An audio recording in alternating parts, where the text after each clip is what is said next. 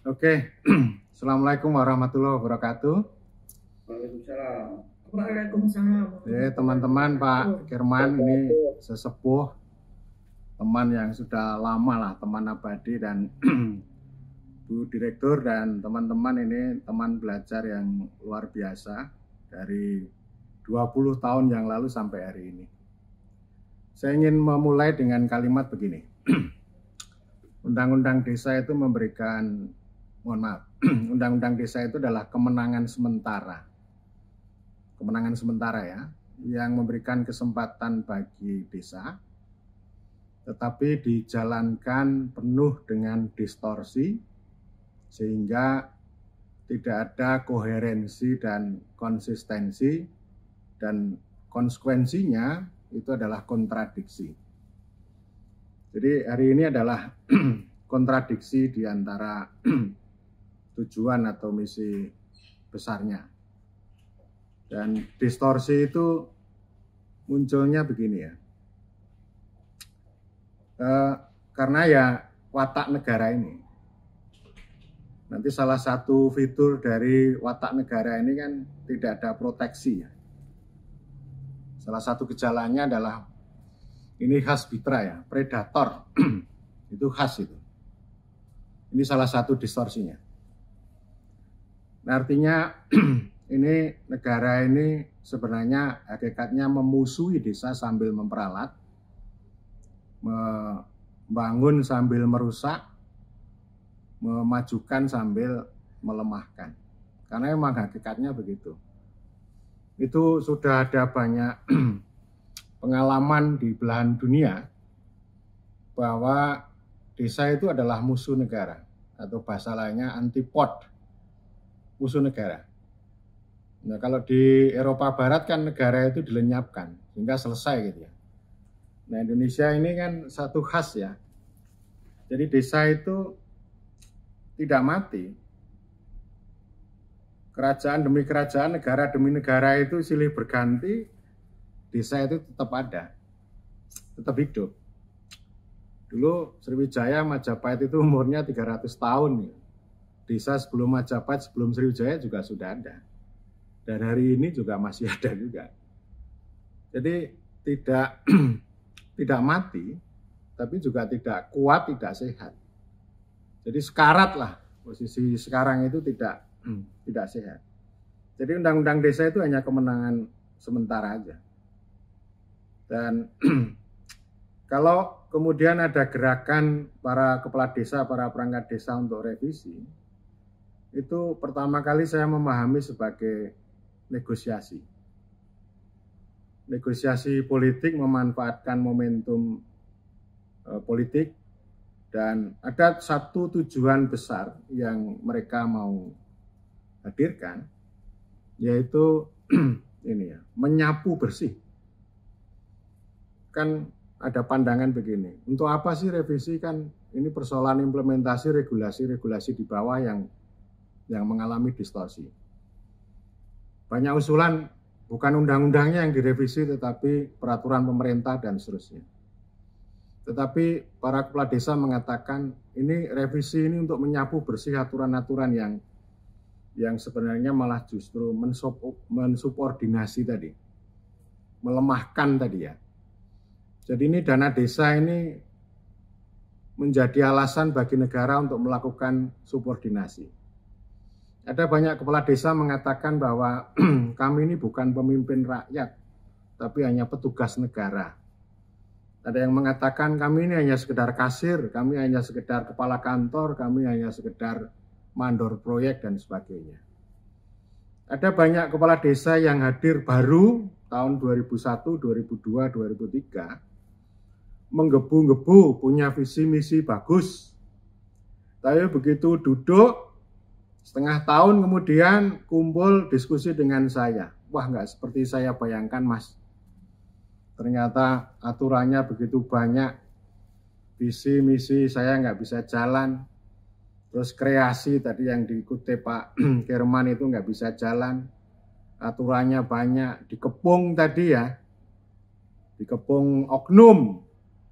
Jadi sampai kalimatnya begini, kalau kami memberi itu salah, tetapi kalau tidak memberi disalahkan. Jadi tidak ada proteksi. Saya tuh sampai bilang begini, buat teman-teman itu kan punya anggaran, yuk kita diskusi aja. Seperti yang dulu kita sama Sedang Bedage. Para kepala desa katakan, Mas, biaya anggaran Bintek kami ini udah diambil oleh aparat tadi yang disebut Pak Kerman tadi. Tidak ada kesempatan untuk ini. Dan bayarnya lebih. Honor resminya 1,5 juta, honor tidak resminya 15 juta. Tetapi kepala desa kan harus melaporkan hanya 1,5 juta. Jadi tidak ada proteksi. Jadi distorsinya itu luar biasa, dan mengapa 9 tahun yang disampaikan itu juga menjadi bagian dari negosiasi. Jadi pada waktu itu saya diwawancarai oleh Antara. Kalau banyak pihak itu mencaci maki kepala desa, saya mengambil posisi membela. Saya katakan, ini orang-orang ini kan nggak pernah membela desa. Ketika desa ini dijadikan objek, dijadikan sapi perah, dijadikan yang jelek-jelek, kan nggak ada yang membela. Tapi begitu kepala desa ngomong 9 tahun, itu orang rame-rame melakukan caci maki. Jadi memang 9 tahun itu secara moral itu buruk ya. Tetapi konteks esensi itu kan penting untuk kita pelajari.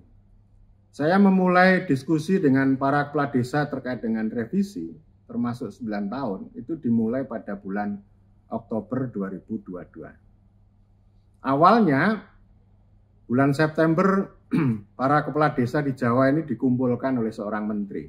Nggak usah saya sebut menterinya. Sama ketua partainya. Menteri ini mengatakan, kami akan memperjuangkan 9 tahun. Kami akan menambah dana desa. Kami akan menambah 5% dari dana desa untuk operasional pemerintah desa. Nah ini sebenarnya picu awalnya di situ. Itu dikumpulkan di JEC di Jogja Expo Center. Kumpulkan. Nah, habis pertemuan itu para kepala desa rame-rame datang ke kampus diskusi dengan saya. Lalu mereka mengatakan daripada 9 tahun ini dijadikan panggung oleh seorang menteri, lebih baik kami yang mengambil alih panggung itu. Nah, ini kan konteks politik ini sedang negosiasi. Dan yang 5% itu ternyata kan nggak jadi. Begitu masuk anggaran tahun 2023 itu tidak jadi 5% tetapi hanya 3%. Jadi itu dianggap sebagai PHP. Nah mereka mau demo itu. Pada bulan November 2022 mereka mau demo melalui wadah Papdesi. Tetapi pembinanya melarang. Pembinanya ya, waktu itu masih menjabat gubernur. Melarang. Nggak usah lah. Udahlah gagasannya apa nanti saya perjuangkan. Kalaupun nanti audiensi terbatas saja pada pimpinan dewan, nggak usah rame. Dan waktu itu memang dikekang. Yang dikhawatirkan nanti kalau demonya itu sudah liar sampai ke istana. Pokoknya dijinakkan lah. Dijinakkan lalu pecah lah. Jadi situasinya pecah. Kemudian muncul kekuatan bernama Kades Indonesia Bersatu. Yang ini tegak lurus ini. Mengawal revisi dan kemudian mereka ya harus ini. Pokoknya harus aksi kolektif lah, harus demo.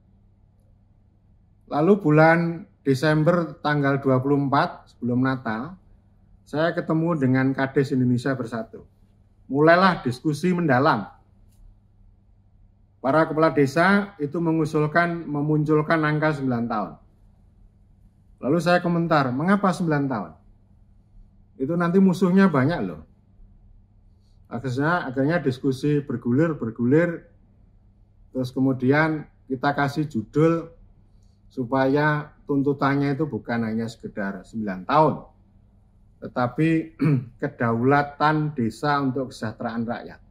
Itu besarnya begitu ya.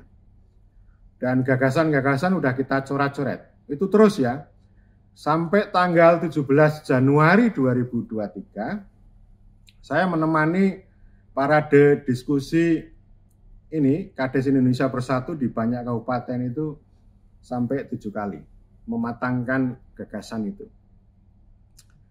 Dan pada saat yang bersamaan pada bulan itu, lalu saya diskusi dengan Abdesi, dengan Aksi.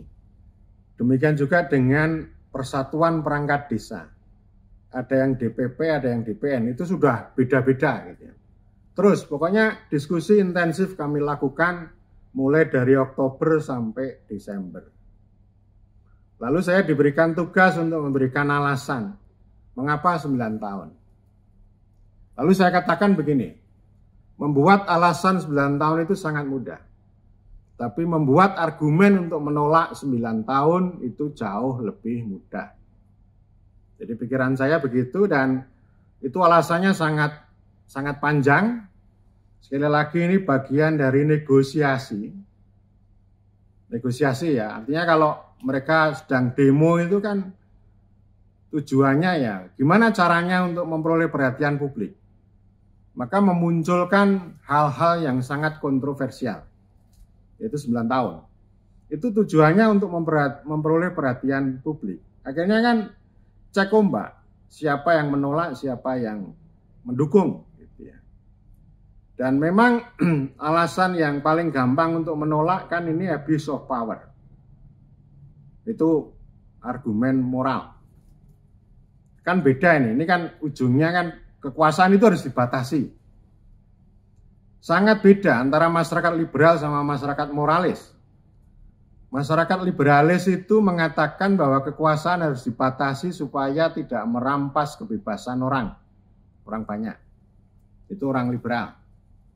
Tetapi kalau orang moral mengatakan bahwa kekuasaan harus dibatasi supaya tidak korup, supaya tidak serakah, supaya tidak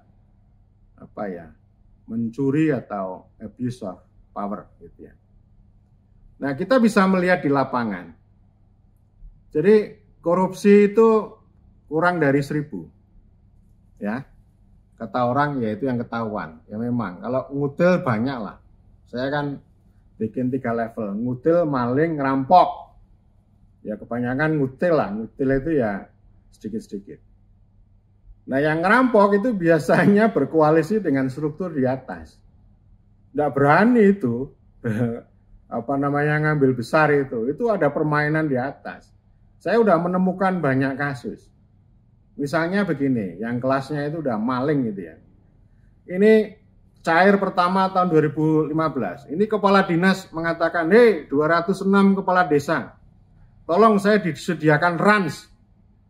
Bikin RANS. Luas. Tahun 2016, 206 kepala desa, tolong RANS itu diisi setiap kepala desa 1 ekor lembu. Diisi betul. Itu koalisi itu. Yang membuat laporan siapa? Ya kepala desa. Untuk mencairkan dana desa itu harus ada paraf 13 pagarayu mereka bilang. Di dinas itu ya, dinas-dinas itu. 100. Kepalanya beda lagi itu. Nah ini kan ngeri itu. Tadi itu yang disebut dengan predator. Jadi orang melihat, oh ini dana desa besar sekali. Padahal saya hanya mengatakan dana desa itu menggarami air laut. Menggarami air laut betul. Jadi ini contoh, tadi Pak Kirman bilang soal Wiladek ya. Di zaman itu ruang ada, uang tidak ada. Uangnya sedikit lah. Nah setelah undang-undang desa jalan, uangnya cukup banyak, tapi ruangnya sempit. Kan? Jadi kalau ruang tanpa uang itu ya sama juga bohong. Tetapi kalau uang tanpa ruang itu percuma. Hanya jadi kasir atau mandor proyek tadi. Nah itu kisah memang itu jadikan pelajaran Pak Kirman bahwa Wiladek itu kan kreasi ya. Istilahnya berdikari gitu ya. Berdikari dulu. tahun 2001 itu kami mulai belajar. Kami untuk mengatakan pendampingan nggak berani karena perguruan tinggi kan beda dengan LSM. Belajar. Saya pada waktu itu sampaikan pada kepala desa Pak Koco pada waktu itu. Pak Koco, revolusi dari samping Pak Koco, gitu kan. Loh, revolusi dari samping itu apa? Oh, lalu saya jelaskan. Dan itu tumbuh. Tahun 2005 kami memulai ada banyak desa kami bawa ke Wiladeg. Jadi dulu kami sebut wisata pemerintahan desa. Tetapi cerita yang menarik Wiladeg itu berakhir tahun 2011 Pak Kirman. Ya, satu kepala desanya ganti, kemudian Pak Koco belakangan itu juga tersandung kasus bansos, gempa 2006. Akhirnya Pak Koco masuk penjara dan kemudian dalam perjalanannya beliau meninggal. Nah, setelah 2011 ke sini, Wiladeg nggak pernah terdengar lagi, Pak. Cerita itu sudah hilang. Jadi kayak membangun istana pasir. Tidak pernah ada diskurs atau wacana kemajuan desa di Gunung Kidul itu nggak masuk. Ada desa-desa baru yang mulai tumbuh, wow, baik gitu ya. Nah, itu yang mau saya katakan, bahwa masalah terbesar desa itu di level desa ya, itu bukan korupsi, tetapi konservatisme. Konservatisme itu artinya kepala desa itu dalam bahasa Jawa ya, kepala desa itu mboten ngapusi, mboten korupsi, ninggih mboten napa-napa. Ya. Tidak korupsi, tidak menipu, tapi juga tidak berbuat apa-apa. Ada banyak kepentingan masyarakat setempat, ada banyak masalah, tapi tidak terselesaikan. Lalu itu menimbulkan distrust orang banyak kepada kepala desa. Masalahnya itu di situ, bukan kerakusan. Enggak terlalu banyak. Itu tadi Pak Kepala Desa Pak Abdullah sudah mengatakan, pengawasannya itu berlapis-lapis. Bahkan sampai melebihi ini ya, melebihi otoritasnya. Saya juga diskusi dengan BPK, dengan inspektorat. Saya katakan sama mereka, mengawasi desa itu jangan oversight. Jangan hanya membuat temuan.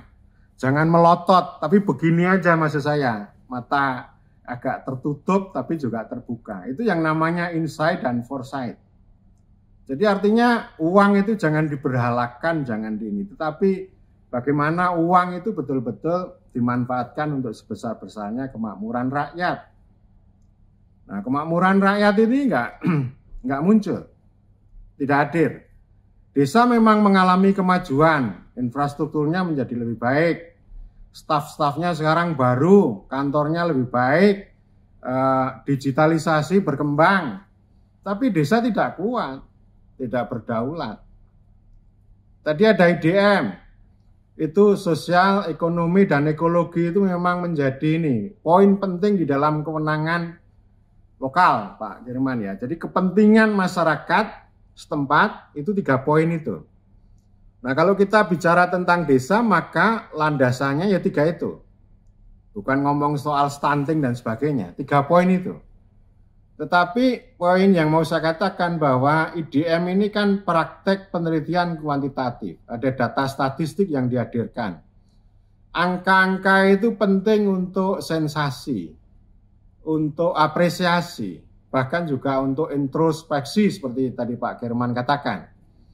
Tetapi angka itu tidak mencerminkan esensi yang sebenarnya, realitas yang sebenarnya. Ujungnya hanya pertunjukan. Kalau angka-angka itu untuk pertunjukan. Yang memperoleh keuntungan dari angka adalah menteri. Itu ditempuh dengan cara memobilisasi pendamping bukan sebagai pelayan desa tetapi sebagai pelayan menteri. Tugas utama pendamping adalah pendataan. Sekaligus juga melakukan pengawasan terhadap desa. Gitu ya, jadi angka-angka itu ya hanya untuk pertunjukan. Ya memang penting Sumatera Utara melakukan introspeksi itu penting sekali gitu ya. Tetapi ya intinya, ini tidak mencerminkan esensi yang sebenarnya. Desa di Jawa yang remuk juga banyak. Meskipun DIY itu ranking 1 Pak, Setelah kita selami masuk ke bawah, berat juga. Di Bantul, ya ini Bantul ini. Bantul. Ada 75 desa. Dan ini cerita soal kesejahteraan. Mengapa para perangkat desa itu sangat getol. Para pensiunan perangkat desa di Bantul, 60-an% pensiunan perangkat desa, itu jatuh miskin. Mereka itu tidak bisa nyekolahkan anak-anak. Nggak bisa kuliah. Anak-anak perangkat desa itu tidak bisa dapat kartu Indonesia Pintar. Karena nggak masuk target. Jadi perangkat desa ini ya makmur ya enggak, miskin ya enggak. Tapi kalau sudah pensiun ya jatuh miskin. Saking begitunya saya udah anak-anak perangkat desa sekolah di APMD saya diskon 50%. Sampai segitunya Pak. Ya jadi ini problem yang luar biasa. Memang saya punya imajinasi kepala desa itu yang terbaik adalah kepala desa di masa 45 sampai 65. Itu dulu termasuk cerita Pak H.H. Seagian. Bapaknya seorang carik di Sumatera Utara itu dulu. Jadi bagaimana seorang carik pada waktu itu diceritakan sama beliau. Jadi carik itu sekretaris desa maksudnya. Tahu segalanya, datanya itu bagus. Nah itu era oleh sejarawan disebut sebagai desa berdikari. Desa berdikari itu ukurannya ada 3. 1, kontrol negara yang longgar. Kontrolnya longgar. Nah kalau kontrolnya sangat ketat seperti sekarang ya nggak akan terjadi desa berdikari. Yang kedua itu ada emansipasi desa dengan spirit negara gotong royong. Itu banyak loh, terutama dengan pengalaman di Jawa. Itu banyak tanah desa itu diberikan pada negara. Untuk sekolah SD, SMP, untuk kantor-kantor pemerintah, diberikan pada Pemda. Bahkan pada tahun 48 itu desa itu dikerahkan untuk melakukan sensus penduduk itu di seluruh republik. Nah itu gotong royongnya luar biasa itu. Jadi ada emansipasinya gitu ya. Padahal nggak ada duit dari negara, nggak ada, malah justru kekayaan desa itu disumbangkan, dihibahkan pada negara. Tapi ini histori ini kan nggak pernah dipelajari orang. Nggak pernah dijadikan catatan. Jadi rata-rata sekolah dasar di Jawa itu adalah dibangun oleh kepala desa, pakai tanah desa, terus gurunya diambil dari orang setempat, yang penting bisa mengajari calistung. Dalam perjalanannya lalu para guru ini dinobatkan menjadi PNS. Dulu dibayar oleh desa, ada tanah paguron namanya Pak Firman. Tanah paguron itu tanah yang digunakan untuk membayar para guru. Ini contohnya di situ ya. Nah kemudian yang ketiga, ini apa yang saya katakan, era itu adalah menghasilkan kepala desa legendaris. Oh itu kalau di Jawa luar biasa, namanya Mbah Lurah itu, wah dahsyat itu. Kepala desa legendaris itu powerful, punya legitimasi dan punya legacy. 3 poin itu ya. Kalau kita cara memandang kekuasaan itu ya 3 poin itu. Jadi artinya kekuasaan itu kan tidak hanya semata-mata dibatasi. Kalau nanti kekuasaan dibatasi itu didasarkan pada moralitas dan kecurigaan, maka hasilnya konservatif. Sekarang ini sebagian besar kepala desa itu konservatif karena pendekatan moralisme. Kekuasaan itu harus disalurkan, harus dibagi, harus dimanfaatkan atau digunakan dan baru kemudian dibatasi. Undang-Undang Desa mengatakan urutannya itu hak, kewenangan, kewajiban, tanggung jawab. Hak kewenangannya lemah. Kewajibannya bertubi-tubi, banyak sekali. Itu namanya jomplang gitu. Jadi kewajiban tanpa kewenangan itu konservatif. Yang penting jalan. Kepala desa bekerja 24 jam non-stop tanpa mengenal sukses dan gagal. Yang penting kerja. Laporannya beres. Tetapi tidak bermakna. Desa tidak bisa menjadi kuat. Kalau orang Jawa kan mengatakan desa itu cerak watu atau ratu. Batu itu simbol kekuatan, ratu simbol kekuasaan. Kekuasaan tanpa kekuatan itu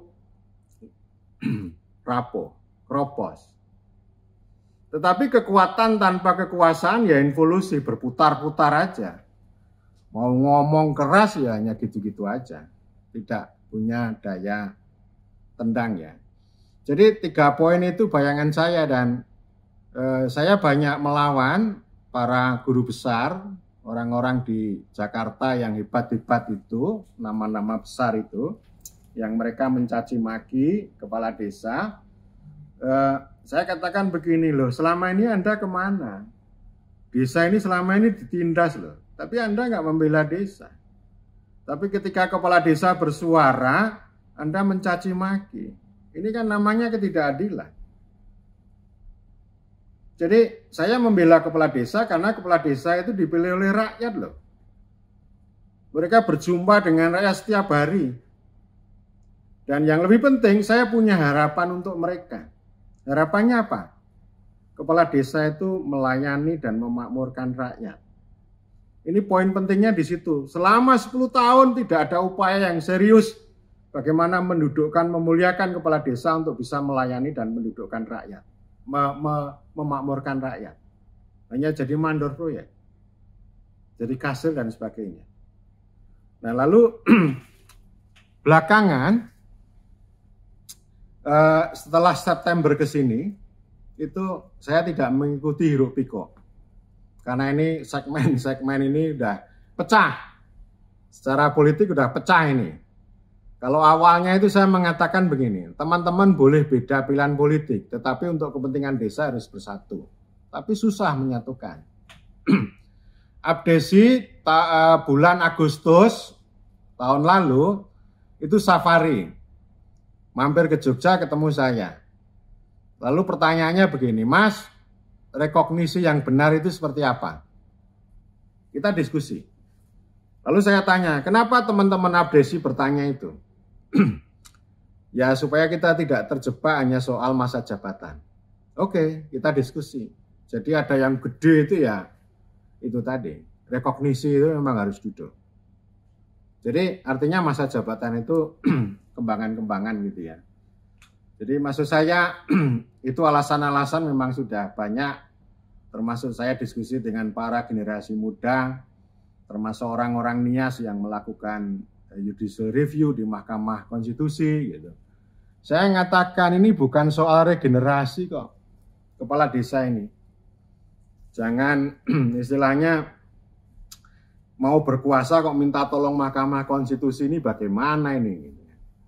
Kepala desa ini pertarungan kekuasaan ini. Ya, pertarungan kekuasaan. Anak-anak muda ya harus tampil bagus dong. Rebutlah kekuasaan dari kepala desa itu. Kalau Anda bisa meyakinkan rakyat, maka Anda akan dipilih. Intinya begitu. Ini pertarungan kekuasaan, bukan soal regenerasi. Regenerasi kan dalam organ yayasan. Ya kan? Udah otomatis kan gitu kan. Loh, kalau nggak bertanding ya siapa yang mau jadi kepala desa? Jadi poin saya masa jabatan yang lama itu dikritik karena moralisme. Tapi kalau soal nalar bisa diperdebatkan. Dan yang jauh lebih penting sebenarnya adalah nilai. Nilainya apa sih? Bagaimana kepala desa itu tadi ya melayani dan memakmurkan rakyat. Kalau mau korupsi, kalau mau menyimpang, tidak usah butuh waktu lama. 1 minggu pun bisa. Bisa.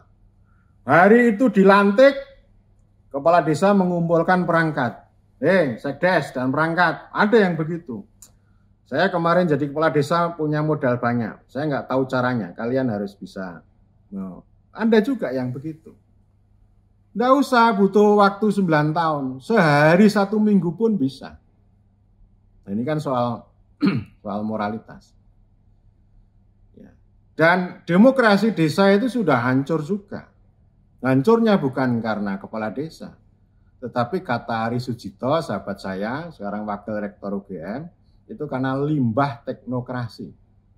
limbah teknokrasi itu udah luar biasa. Jadi undang-undang desa ini kan menyediakan saluran ya. Ibarat saluran air ini kan terbuka, lebar gitu. Tetapi oleh teknokrat ini dirubah menjadi peralon yang sempit dan di dalam aliran peralon itu ada limbah, ada ranjau dan sebagainya. Ada racun sehingga kita ini ya. Apa namanya? Itulah yang terjadi sehingga apa sih yang bisa kita lakukan? Ya, ini kembali ke tadi ya. Ini hanya kemenangan sementara. Watak negara ini memusuhi tadi. Kan ini ada 3 level ini. Ada gerakan, ada pengetahuan, ada kebijakan. Kebijakannya itu tanpa kebajikan. Selama 10 tahun.